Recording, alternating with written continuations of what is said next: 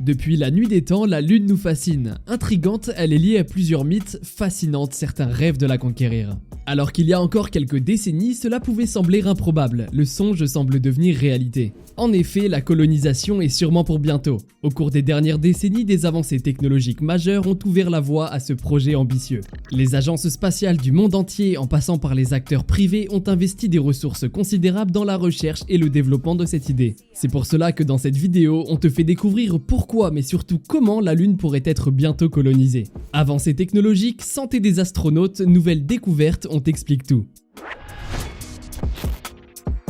Les projets de colonisation de la Lune ne sont pas nouveaux. En effet, on en parle dès 1958. À ce moment-là, c'est surtout les États-Unis ainsi que l'Union soviétique qui travaillent sur cette question. Comme par exemple avec l'Horizon Lunar Outpost, un projet américain d'une valeur de 6 milliards de dollars. Proposé par l'US Army, cela devait être une base permanente pour 12 astronautes. Du côté de l'URSS, il y avait par exemple la base lunaire DLB-3 qui devait accueillir 9 astronautes. Mais les échecs et les coûts considérables ont fait passer ces projets dans l'oubli. Il ne faut pas oublier que la température sur le satellite naturel de la Terre peut atteindre 100 degrés le jour et moins 150 degrés la nuit. Les conditions sont donc très difficiles. De plus, il y a de nombreux questionnements sur les effets d'un séjour prolongé dans l'espace sur le corps humain et sur le moral des astronautes. Autour de la Lune se trouvent de nombreux rayons cosmiques. Ce sont des flux de noyaux atomiques et de particules de haute énergie qui voyagent dans le milieu interstellaire. En présence de ces rayons, il a été montré que l'entièreté du corps humain, et en particulier le cerveau, était impactée. Cela touche principalement la mémoire. En effet, les rayons dégradent les neurones, alors les souvenirs disparaissent et le raisonnement ralentit. Si ce n'est pas le cas sur Terre, c'est parce que le champ magnétique de la Terre nous protège.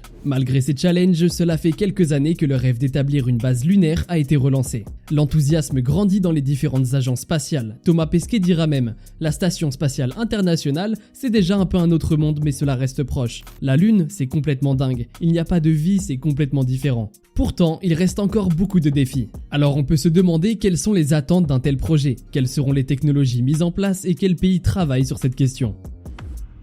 Du côté de l'Europe, en 2015, Jan Vorner vient d'être nommé directeur général de la ESA, Agence spatiale européenne, quand il annonce vouloir coloniser la Lune dans plusieurs décennies. Il surprendra même les journalistes par sa passion et son ambition. Alors que les Américains réfléchissent à comment coloniser Mars, Warner explique qu'il faudrait mieux se concentrer dans un premier temps sur la Lune. Celle-ci est plus proche de nous et elle pourrait servir d'escale pour le voyage entre Mars et la Terre. Le but est alors de réaliser des recherches scientifiques et d'exploiter les ressources présentes. Il ajouta vouloir mettre en place un centre lunaire où la coopération internationale entre pays serait parfaite. Le projet nommé Moon Village serait un lieu et un exemple de paix entre les différentes nations. Pour réaliser ce projet, un contrat a été signé avec Ariane Group, un constructeur des fusées.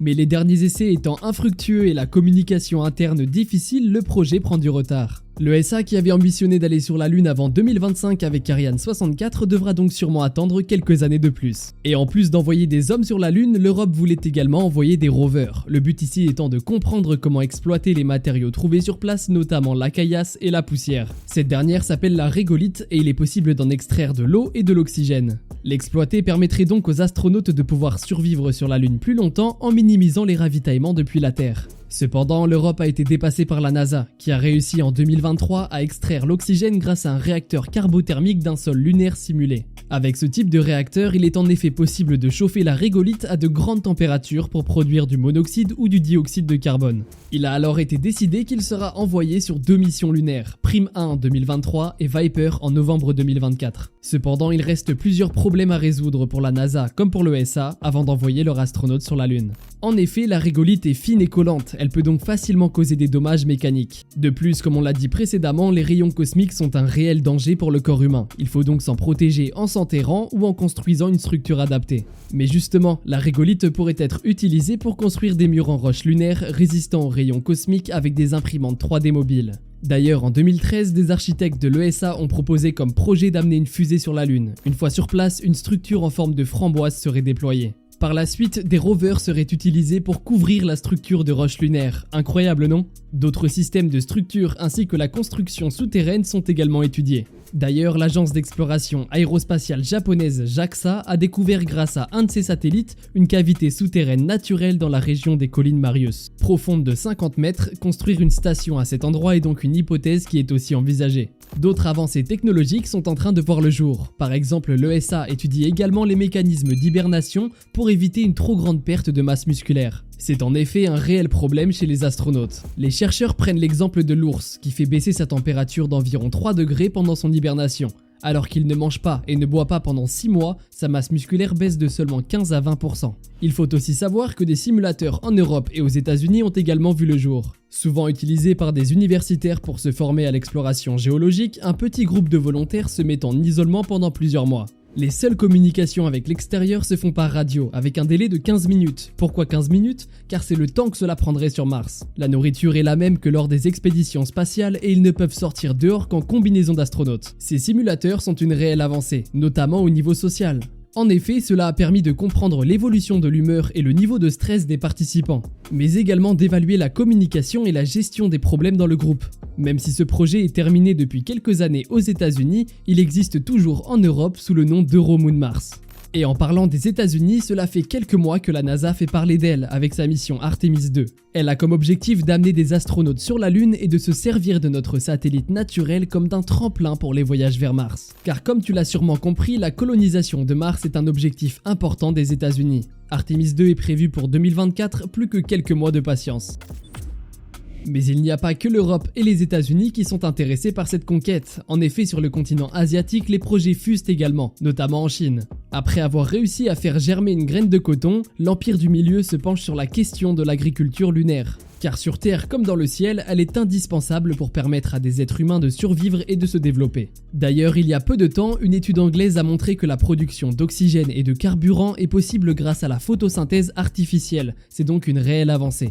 De plus, selon notre position sur la Lune, utiliser l'énergie solaire peut être une idée à envisager. La Chine espère maintenant pouvoir emmener ses premiers hommes d'ici 2029. Les Russes, eux, visent 2040 pour l'arrivée des premiers astronautes, mais annoncent que le début des travaux lunaires devrait commencer en 2025. Cependant, le pays reste très discret sur ses projets. De plus, il est intéressant de se demander si ce plan est toujours d'actualité, sachant qu'à la fin d'août 2023, la sonde Luna 25 s'est écrasée lors d'une manœuvre opérée juste avant son alunissage. L'Inde n'est pas non plus à mettre de côté, sachant qu'il y a quelques mois, sa fusée Chandrayaan 3 est arrivée sur une partie de la Lune qui est encore peu explorée. Le pays continue les explorations spatiales et souhaite envoyer ses premiers astronautes dans l'espace d'ici 2025. La nation indienne est donc à garder à l'œil. Dès 2025, plusieurs agences spatiales comptent s'installer durablement sur la Lune, mais quel pays va donc être le premier à la coloniser ? Il est donc clair qu'une nouvelle mission spatiale lunaire est imminente. Alors que ce projet avait été oublié ces dernières décennies, il est en train de revenir en force. Malgré de nombreux challenges, les découvertes et les avancées technologiques se multiplient. Il est donc certain que la colonisation de la Lune est imminente. Les premiers pas des astronautes ont été un moment transcendant dans les années 1960, et aujourd'hui nous sommes à l'aube d'une ère où la Lune sera non seulement visitée, mais également habitée de manière permanente.